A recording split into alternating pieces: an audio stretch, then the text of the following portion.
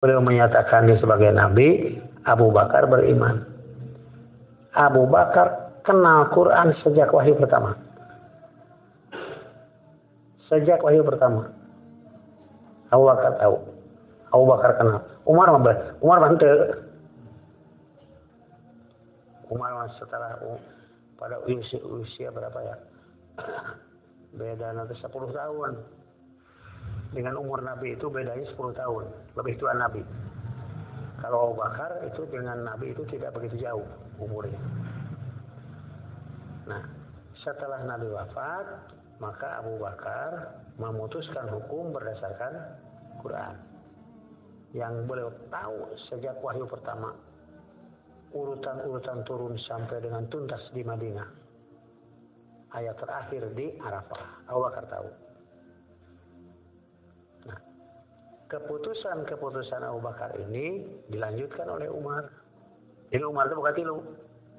Pikeun mutuskeun hukum selaku Amirul Mukminin. 1 Quran, 2 Sunnah, 3 jurisprudensinya.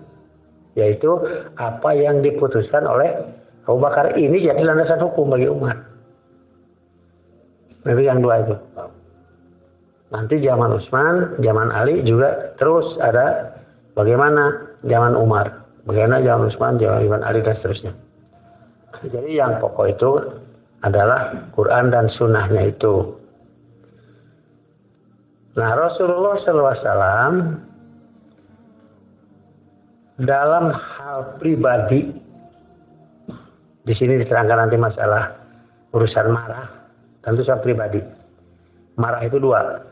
Ada marah secara pribadi, beliau sebagai manusia, itu dibimbing oleh Quran. Ada marah beliau sebagai seorang Rasul, itu menyangkut masalah menjaga kemurnian akidah, ketegasan pelaksanaan ibadah. Kemudian marah beliau dalam hal kepemimpinan. Tadi mah wahyu ya, nu dijaga mah kepemimpinan. Kepemimpinan teh kieu.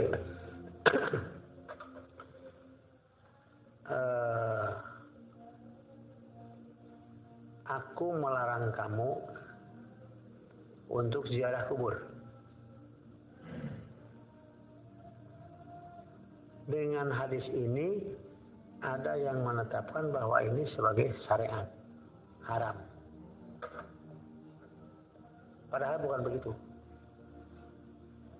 Lalu pazuruha, silahkan kalian sekarang berziarah kubur itu.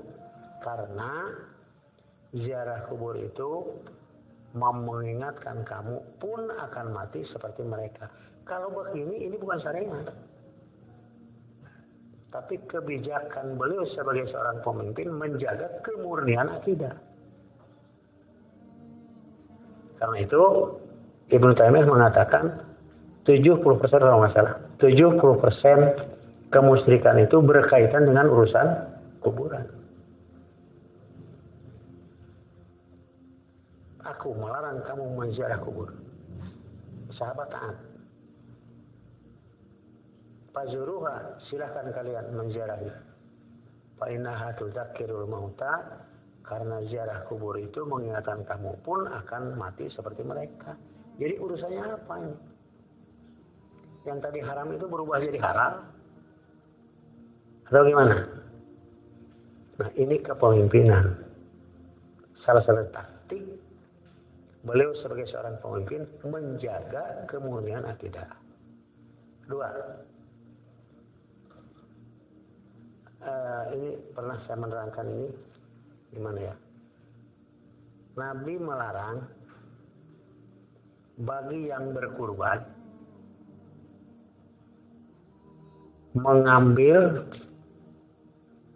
daging kurbannya,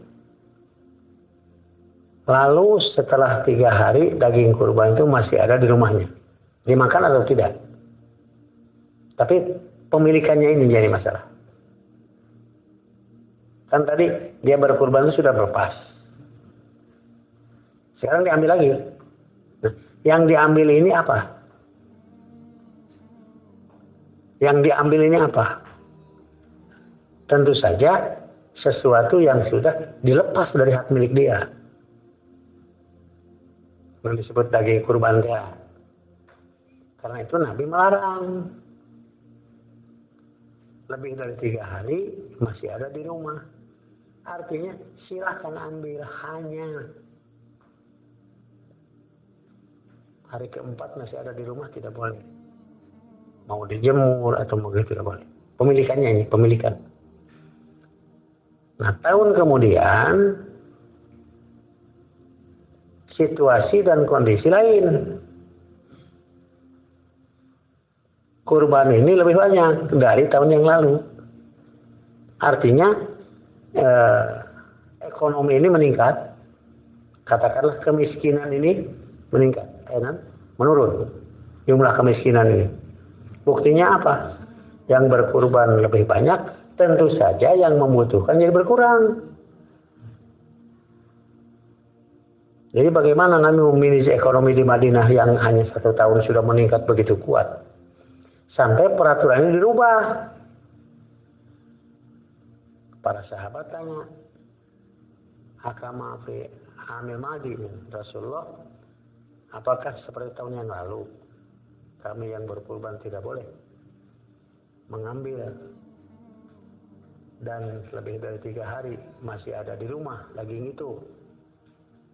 Kata Nabi, ya min ajlid dafah, kebijakanku tahun yang lalu itu karena lebih banyak yang membutuhkan daripada daging yang akan dibagikan.